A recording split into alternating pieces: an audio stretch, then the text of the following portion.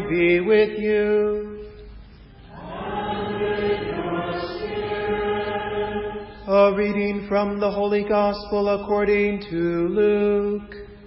Glory to you, Lord. On a Sabbath, Jesus went to dine at the home of one of the leading Pharisees, and the people there were observing him carefully. He told a parable to those who had been invited, noticing how they were choosing the places of honor at the table.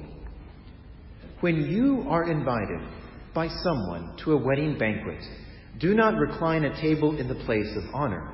A more distinguished guest than you may have been invited by him, and the host, who invited both of you, may approach you and say, "Give your place to this man." And then you would proceed with embarrassment to take the lowest place. Rather, when you are invited, go and take the lowest place, so that when the host comes to you, he may say, "My friend, move up to a higher position." Then you will enjoy the esteem of your companions at the table. For everyone who exalts himself will be humbled, but the one who humbles himself will be exalted. Then he said to the host who invited him, "When you hold a lunch or a dinner, do not invite your friends or your brothers or your relatives or your wealthy neighbors, in case they may invite you back and you have repayment. Rather, when you hold a banquet, invite the poor, the crippled, the lame, the blind. Blessed indeed will you be because of their inability to repay you, for you will be repaid at the resurrection of the righteous." The Gospel of the Lord. Praise to you, Lord Jesus Christ.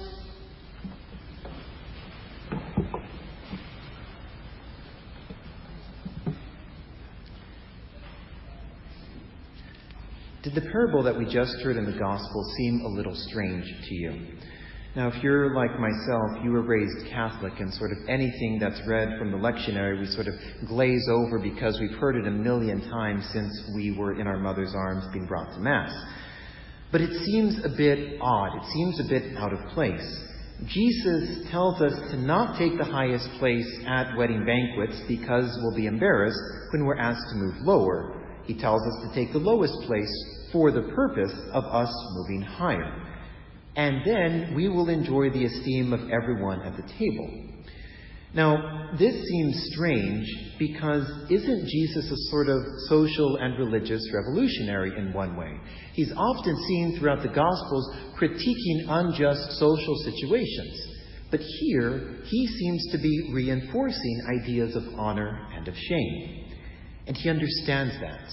He understands our easily wounded pride, how easily we want to move up in the social ladder. He gets our ego, and he doesn't attack these things. He doesn't call them out as evil or wicked or sins against God. He uses them to prove a point. Now, a superficial reading of this parable of Christ, it almost seems to be a lesson in clever social manners, right? How to cleverly navigate your way to the top to be esteemed by those around you. Now, of course, that's not the whole story of what's going on. He's using it to teach us something about the kingdom, but he's doing so in a very clever, almost crafty way. Like many of the parables that Jesus preaches, the key to understanding the parable is given after, at the very end of the parable. And so it is here, in that sentence. For everyone who exalts himself will be humbled, but the one who humbles himself will be exalted. Now, at first glance, the difference between these two people may seem to be a bit superficial. Maybe to phrase it as a sort of cynical question, isn't the person who goes to the lower place first simply exalting himself, but sort of manipulating the emotions of the host, and in fact is exalting himself, but doing so only later? And of course, that's not the whole point of the parable, because the key is found in the answer to this question. In these two men, the one who chooses to be exalted first and the one who chooses to be humble first, who is the one who is doing the exalting? In the first instance, it's the guest, it's the individual, it's the person. And in the second instance, the one who is doing the exalting is the host. He is someone else. He receives the exaltation instead of taking it upon himself. The truly humble person receives, or more precisely, the truly humble person recognizes that fundamentally we are not givers, we are not takers, we are recipients. The metaphysical truth, and hopefully those UD students and alums who have studied philosophy would understand this, the metaphysical truth upon which true humility rests is a recognition of our dependency of existence, our dependency of our being, hearkening back to that appearance of God on Mount Sinai to Moses. And what does he say to Moses? I am who am. St. Catherine of Siena, centuries later, had mystical visions with Christ. And in one of her conversations with Jesus, Christ told her, reinforce this central point. He told St. Catherine, I am he who is, and you are she who is not. Now, of course, these sentences are not meant to be understood literally, as though we do not exist or it's just some sort of illusion, but to underline fundamentally, at the center of our being, our very existence, our essay, if you will, does not come from ourselves. It comes as a gracious gift from God. We participate in God's existence. We participate in His goodness. We participate in His beauty. This is not something that we have created or taken for ourselves. It comes from God as a gift. The humility of Christ cleverly strikes at the heart of our ego. Because Christ doesn't directly attack these things, He does so in a very subtle but in a very clear way, undercutting our social games of honor and of shame.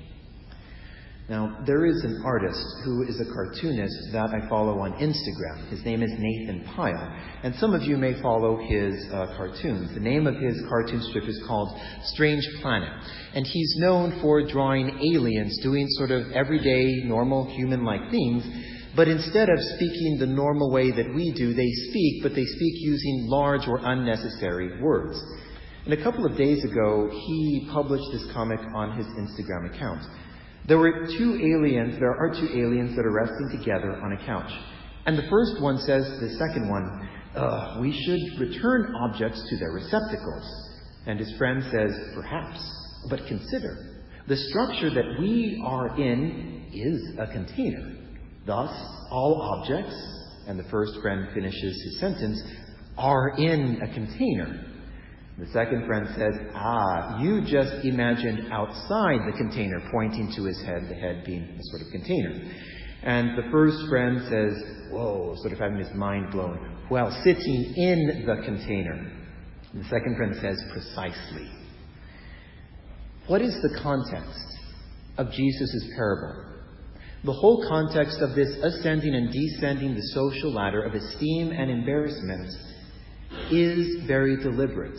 Christ places his parable in the context of a wedding feast to which all are invited. No one earns their presence at a party. No one earns their presence going to a wedding banquet. They are all there at the pleasure of the host. And in that way, all the guests are equal. What Christ wants us to see is that we are radically dependent, and that true freedom, the freedom to which we are called as members of His mystical body, lies in letting go of our crazed, frenetic desire to beat or to be better than our neighbor, to be smarter, to be more good-looking, to be more eloquent or articulate than the person sitting or studying next to us. On my mom's side of the family, my mom has 4 brothers, and my mom has 3 sons, so I feel bad for my mom. She has no girls to be around, but she liked it growing up, I suppose. Her 4 brothers were jocks growing up, and I mean that in the most affectionate way. They were football players, they were wrestlers, and so when they got married and when they had kids, it was sort of expected that all of my cousins on my mom's side of the family would also follow in their parents' footsteps and go out for sports. But one of my cousins sort of broke the mold. One of my cousins, who was in the 4th grade at the time, after their mom had asked them or tried repeatedly to offer them, oh, do you want to go out for track or for football or for baseball or whatever, this cousin told their mom, I don't need to be better than other people. I only need to be better than I was. If social honor happens to us, great, wonderful, fine. But there's a difference between accepting it and setting our hearts upon it, then thinking about it, then focusing all of our energy and our mind and our time on it. If we receive wealth, if we receive power, what are we to do with it? Here is where Christ gives us that clear command. Care and esteem and elevate those people that cannot repay you. The poor, the crippled, the lame, the blind. Anyone who is rejected, anyone who is socially undesirable. That is how we are to use our honor and the esteem that other people give us. Because the man whom we follow, Jesus Christ, did so and continues to do so.